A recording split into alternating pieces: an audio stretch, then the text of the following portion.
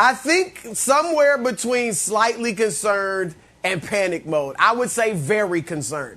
This was bad. When the Clippers signed Kawhi a couple years ago, they thought they had signed a guy that would be the best player in every series they were going to play. It maybe except for, because remember, a couple years ago, coming off the championship, a lot of people thought he might be the best player in the world. So they thought maybe we won't have the best guy against LeBron or KD, but we might.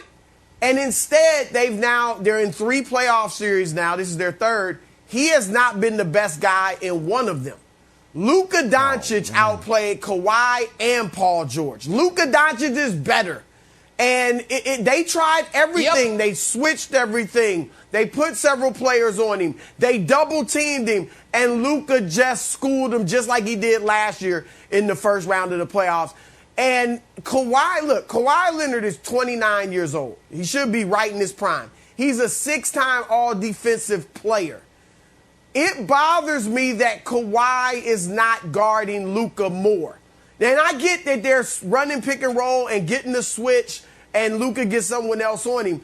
But Kawhi needs to go to Ty Lue and say, I want Luka. And you got to fight over the screens at some point, too. My goodness. And say, I want Luka. And again, you'll get switched off here and there, but you should be the primary defender on Luka. And the fact that Kawhi apparently hasn't done that is bothersome. So that's the first thing. Secondly, clutch time. Clutch time. They were up by 3 with 6.5 minutes left. They get outscored 18-5 down the stretch. They shoot 2 for 12, 0 for 7 from 3, and get this, 1 for 4 from the foul line. That's called a choke. And this has been their problem all year. Right. I thought Rondo would go a long way in solving it. That's a lot to ask of Rondo. But he wasn't able to solve it yesterday. Yeah, he played well, but he couldn't solve their clutch problems. They degenerated again into one-on-one ISO, and that's what they've done all year. Of the top 6 teams in each conference that made the playoffs, the Clippers were the worst in the clutch all season. Now they're looking like they got their hands full just to get to the second round. Everything Broussard said's correct. And what do these 12 teams all have in common? Let me read the list real quick. The Bucks, the Blazers, the Mavs, the Nets, the Sixers, the Grizzlies, the Suns, the Hawks, the Celtics, the Nuggets, the Heat, and the Los Angeles Lakers. That's 12 teams. It's almost half the league. What do they all have in common? They have all won a playoff game more recently than the LA Clippers. Oh, the city's ours, the new king of LA. Oh, until the young prince Luka Doncic comes and starts a coup. And Clippers, you did this to yourselves. All you had to do to avoid Luka in round 1 was beat Oklahoma City. You still would have been able to duck the Lakers in round 1. You'd have gotten Portland, a Portland team you're undefeated against since signing Kawhi. Instead, you signed up for more of the Slovenian torture chamber, and this is what you deserve. And I am very interested. I am obviously, even though I picked the Clippers, I am hoping the Mavs win, not only because I love Luka, but because as a basketball fan, if Luka can average 31, 10, and 10 in 7 games against a team with arguably the best wing defenders in basketball, what the hell is he going to look like against anybody else? There should be no team in basketball better set up to slow down Luka. But they can't do it. Last year they couldn't do it. He was injured. They still couldn't do it. Of the NBA? Yes, Brandon, the future face of the NBA. But he's 22. And where Paul George got it wrong was where he said everyone's under the same pressure. No.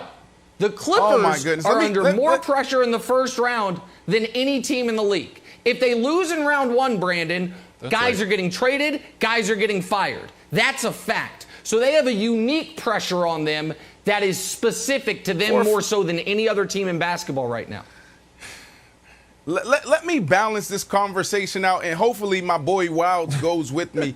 Look, you guys are doing way too much.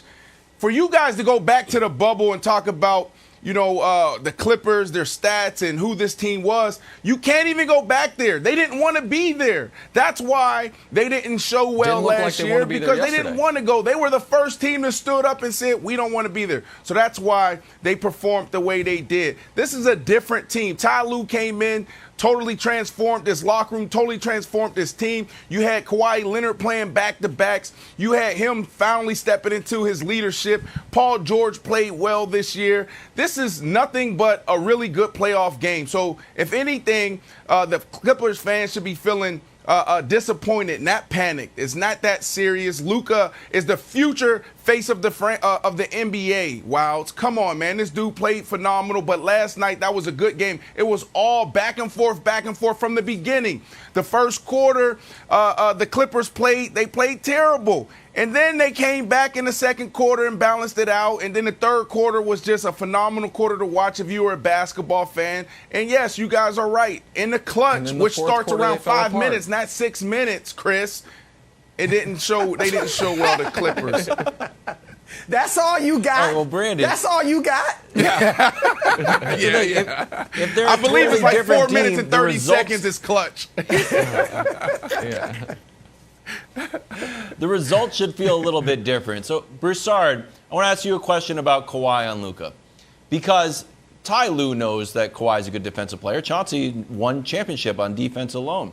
So do you think they know their plan is like, look, if we put Kawhi on Luka exclusively, our offense will fall apart a little bit? This has been the case for the past several years. We've wondered whether it's Kawhi's stamina, whether it's his durability. We've had these concerns.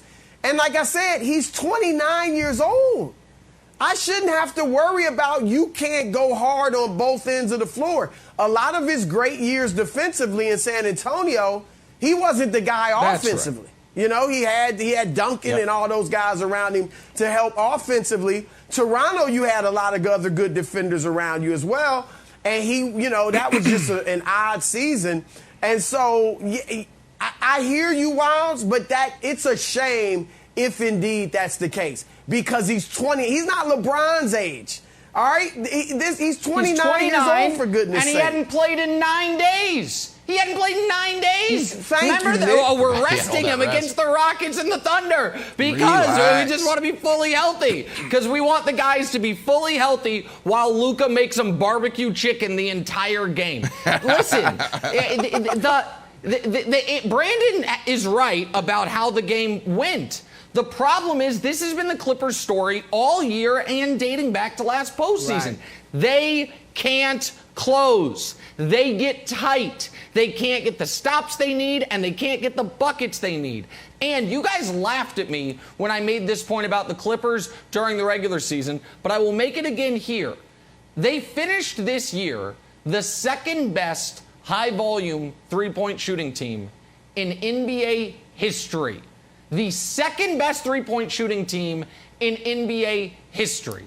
And I said, I actually think that's not a good thing because that is clearly outlier after outlier performance. And in the playoffs, it ain't going to be sustainable. And looky-loo, Marcus Morris. Did you know Marcus Morris was the second best three-point shooter in basketball this year? Only Joe Harris was better. And I think some people were like, wow, Marcus Morris, the modern Klay Thompson. And smart people were like, oh, well, that's not going to last. And in the playoffs, 0 for 6. And all of a sudden, those threes aren't falling, Luka's cooking you, and there has to be real concern, Brandon, in that Clippers locker room saying, why are we even playing them?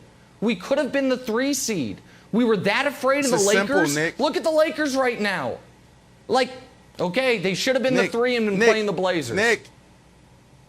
Nick, it's simple. It's their fill-out game, like LeBron James. Ain't that what you and Chris said? The fill-out game. That's what it is. Sure. That's all it is. Sure. Yeah, all right. Okay. That's it. Okay. I'll buy it. Thanks for watching. Subscribe here to get the latest from the show. Also, be sure to check out more of the best clips from First Things First, or go watch a few segments from our other shows on FS1.